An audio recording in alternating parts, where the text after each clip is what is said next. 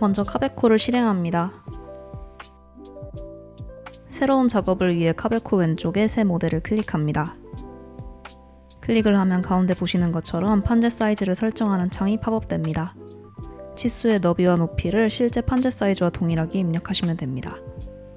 이번 예제에서는 너비 1220mm, 높이 2440mm를 입력하겠습니다. 이어서 오른쪽에서 원점으로 사용할 지점을 선택해줍니다. 저희는 화살표가 표시한 왼쪽 하단으로 원점을 설정하도록 하겠습니다. 이렇게 판재의 너비와 높이 그리고 원점을 설정한 뒤 확인 버튼을 눌러줍니다. 본격적인 카베코 교육에 앞서서 간단히 인터페이스에 대해서 설명하겠습니다. 왼쪽에 위치한 기능은 보조 툴바로 카베코의 다양한 기능들이 위치하고 있습니다. 오른쪽에 위치한 프로젝트 창은 해당 프로젝트의 트리 구조와 모델 정보를 확인할 수 있는 창입니다. 아래쪽 컬러 팔레트에서는 작업할 이미지나 형상의 색상을 관리할 수 있습니다. 상단 툴바는 주로 사용하는 기능들로 구성되어 있으며 왼쪽 보조 툴바와 같은 기능들도 포함되어 있습니다. 상단 툴바를 제외하면 기존 델캠의 아트캠 버전과 큰 차이가 없다는 것을 바로 확인할 수 있습니다.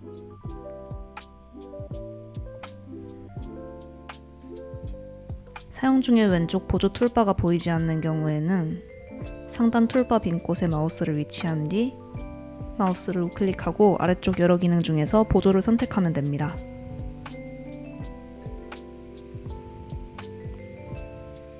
기존 아트캠과 같은 인터페이스로 사용하고 싶은 경우에는 상단 메뉴창에서 창 레이아웃 클래식을 선택해 주시면 됩니다.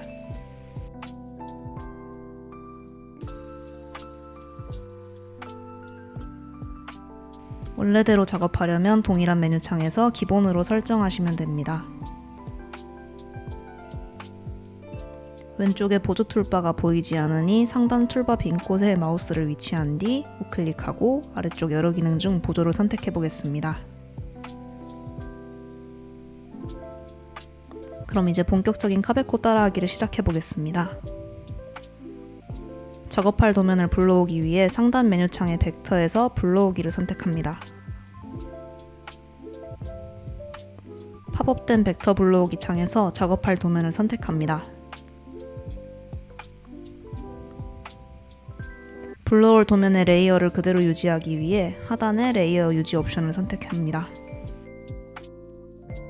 이어서 우측 하단 열기 버튼을 눌러서 도면을 불러옵니다.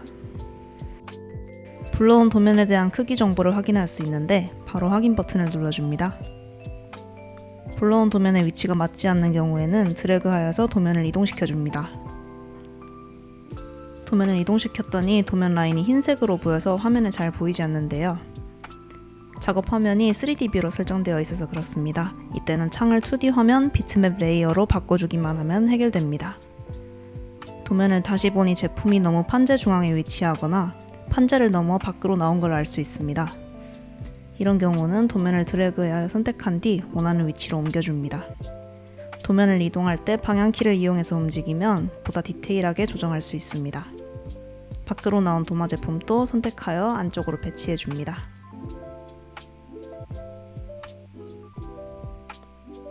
판재 커팅을 위한 불러오기 및 배치가 끝났습니다. 커팅을 위한 툴패스를 생성하기 전에 잠시 레이어를 확인해 보겠습니다.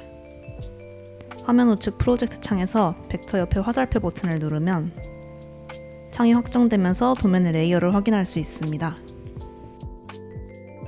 해당 예제 도면은 아웃라인과 이너라는 두 개의 레이어가 있다는 것을 확인할 수 있는데요.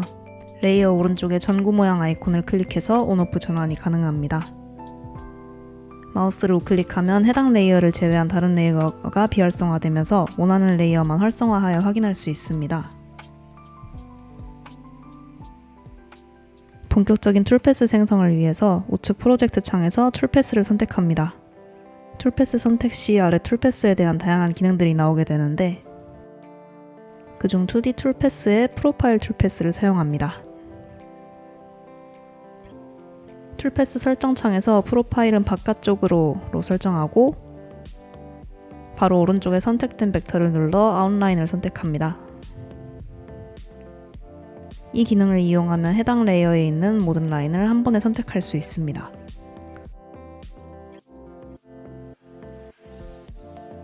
이어서 가공 깊이에서 마지막 깊이는 판자의 두께만큼 값을 입력해줍니다. 다음으로 프로파일링 도구의 선택 클릭을 눌러 공구를 설정해줍니다. 열린 공구 데이터베이스 창에서 가공에 사용할 공구를 선택해줍니다.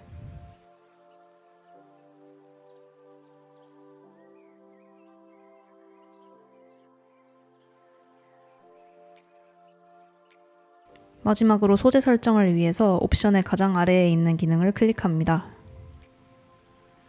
소재 두께 옵션에 실제 가공할 판자의 두께 값을 입력합니다.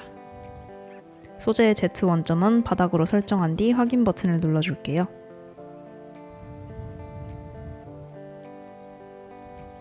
모든 설정을 마쳤으면 가장 아래에 있는 지금 계산 버튼을 눌러서 완료합니다. 완성된 툴패스를 확인해보면 도면 바깥쪽에 생성된 걸 확인할 수 있습니다. 계산이 완료된 툴패스의 이름은 별도로 입력하지 않아 프로파일로 자동 생성되었습니다. 이어서 도면 안쪽의 라인들에 대해서도 작업을 진행해 볼게요. 프로파일은 안쪽으로, 레이어는 이너로 설정합니다. 이름을 프로파일 1로 변경한 뒤 지금 계산 버튼을 눌러 마무리합니다. 안쪽 라인에도 툴패스가 생성된 걸 확인할 수 있습니다. 지금까지 판재를 커팅하는 툴패스 생성을 했습니다. 제품 외곽을 완전히 절단하는 커팅 가공이었는데 가공 중 제품이 중간에 움직이거나 작은 부품의 경우에는 튀는 경우도 발생합니다. 이런 문제를 방지하기 위해서 브릿지를 추가해서 작업해 보도록 하겠습니다. 오른쪽의 프로젝트 창에서 툴패스 옆에 있는 화살표 버튼을 누르면 앞서 만들었던 안쪽과 바깥쪽 두 개의 프로파일 툴패스가 있는 걸 보실 수 있습니다. 프로파일 툴패스를 더블 클릭하면 다시 설정 창이 나오게 됩니다. 브릿지 추가 옵션을 체크해 줄게요.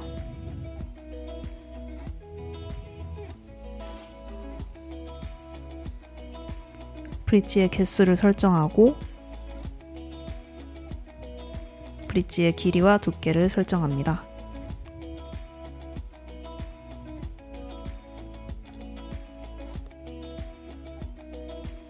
아래에 추가 버튼을 누르면 설정한 브릿지가 바로 적용됩니다.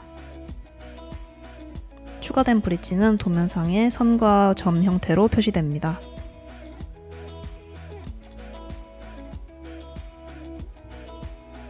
브릿지의 위치 수정이 필요한 경우에는 브릿지 편집 버튼을 누른 뒤 마우스로 브릿지를 드래그하여 위치를 변경하면 됩니다. 모든 설정이 끝났으면 지금 계산 버튼을 눌러서 마무리합니다. 다음 내용 설명을 위해 기존 작업한 툴패스를 먼저 삭제해 볼게요. 툴패스를 모두 선택한 뒤에 휴지통 모양의 삭제 버튼을 누르면 됩니다. 지금까지 도면을 불러와 약간의 배치를 수정한 후 바로 작업을 진행했는데요. 도면을 그대로 작업하다 보니 판재를 효율적으로 사용하지 못하고 있습니다. 판재의 낭비를 줄이기 위해서는 효율적인 배치가 필요합니다. 상단의 툴바 또는 왼쪽 보조 툴바에서 벡터 위치, 조합 트림에 있는 네스트 기능을 선택합니다. 네스트 기능에서 가장 먼저 공구 지름값을 설정합니다. 실제 가공을 진행할 공구의 직경값을 입력해 주시면 됩니다. 툴패스 클리어런스는 네스팅된 도면 사이의 간격을 의미합니다.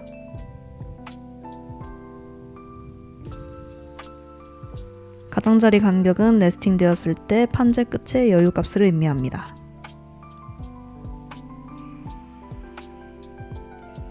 파트 회전 호영 옵션은 체크를 하고 각도값을 입력합니다. 해당 옵션은 도면을 배치할 때 회전하여 배치할 수 있게 해주는 옵션입니다. 네스트 프롬은 배치 기준을 의미하며 바닥 왼쪽으로 설정합니다. 네스트 방향은 X와 Y 중 선택할 수 있으며 각각 축 방향을 의미합니다. 해당 도면의 경우 제품 안쪽에 홈과 구멍에 해당하는 라인들이 있는데 제품에 묶여있지 않으면 해당 라인들도 배치가 돼버리기 때문에 단축키 컨트롤 A를 눌러 전체 도면을 선택한 뒤 네스팅 모양의 안쪽과 바깥쪽 그룹 옵션을 끄고 그룹 나우 기능을 누르면 현재 배치된 상태에서 그룹화됩니다. 그룹 나우를 누른 뒤 도면을 선택하면 도면 안쪽의 작은 홈들까지 함께 선택되는 것을 볼 수 있습니다. 모든 파트와 시트 최대수를 전부 1로 설정하고 다시 한번 컨트롤 A로 모두 선택한 뒤 우측 하단의 네스트 버튼을 누르면 작업이 완료됩니다. 도면이 효율적으로 판재를 사용할 수 있게 배치가 완료되었습니다. 지금까지 불러온 도면에 있는 제품을 한 개씩만 배치하여 작업해 보았는데요. 이어서 제품을 여러 개 배치하는 방법도 진행해 보겠습니다. 단축키 컨트롤 Z를 눌러 네스트가 적용되기 전으로 돌아갑니다. 그리고 컨트롤 A를 눌러서 전체 도면을 선택한 뒤 모든 파트에 10을 입력해줍니다. 전체 선택한 도면의 부품들을 모두 10개씩 복사하겠다는 뜻입니다. 시트의 최대수는 판재의 수량을 의미합니다. 시트 최대수에 3을 입력하고 네스트 버튼을 눌러서 계산해 보겠습니다.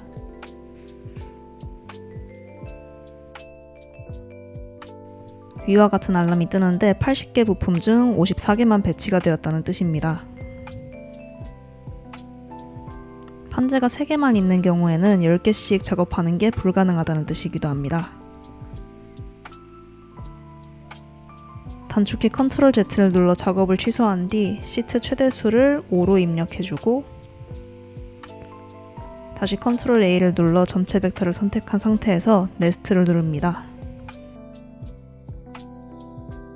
완료된 후 오른쪽 프로젝트 창에서 시트 옆에 화살표 버튼을 눌러 확장해주면 기본 시트를 제외한 총 4개의 시트가 생성된 걸 확인할 수 있습니다. 해당 도면을 10개씩 작업하는 경우에는 4개의 판재만 준비하면 된다는 뜻이기도 합니다. 도면에 있는 모든 제품을 같은 수량으로 작업해야 하는 경우 모든 파트에 값을 넣어서 네스팅 작업을 진행했습니다. 하지만 불러온 도면에서 특정 제품만 개수를 늘려야 한다면 어떻게 해야 될까요?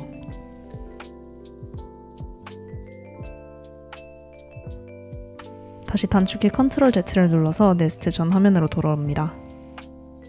해제해서 오른쪽 아래 도마만 여러 개, 나머지 제품은 한 개씩만 복사되도록 작업해 보도록 하겠습니다. 먼저 원형 도마를 선택한 뒤에 선택된 파트에 값을 10으로 입력하겠습니다. 모든 파트의 값은 1로 설정합니다.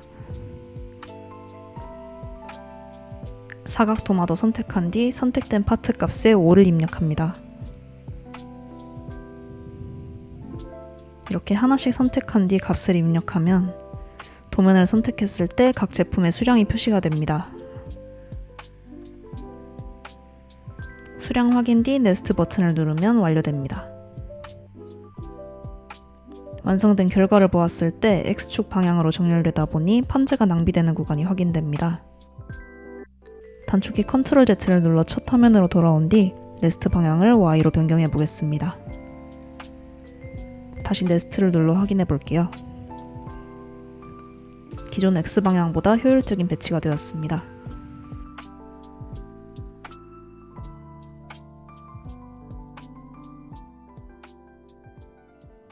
네스팅된 도면을 가공하기 위해 툴패스를 생성하겠습니다. 우측 프로젝트 창에서 툴패스를 선택합니다. 2D 툴패스의 프로파일 툴패스를 사용해 볼게요.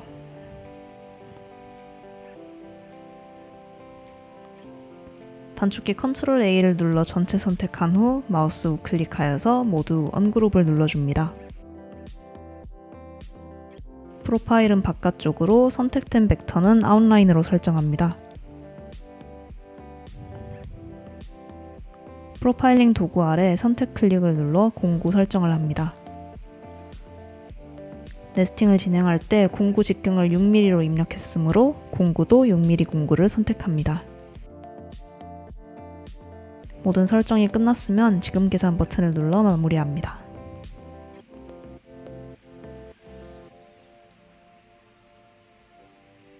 이어서 프로파일은 안쪽으로, 선택된 벡터는 이너로 설정합니다.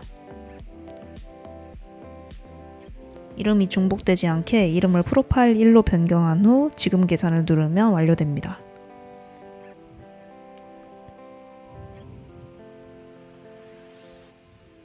완성한 커팅 툴 패스를 NC 데이터로 출력해 보겠습니다. 오른쪽 프로젝트 창에서 툴 패스를 누른 뒤 툴 패스 작업에 있는 툴 패스 저장 버튼을 누릅니다. 툴 패스 저장 창이 뜨면 파일의 이름을 지정해 줍니다.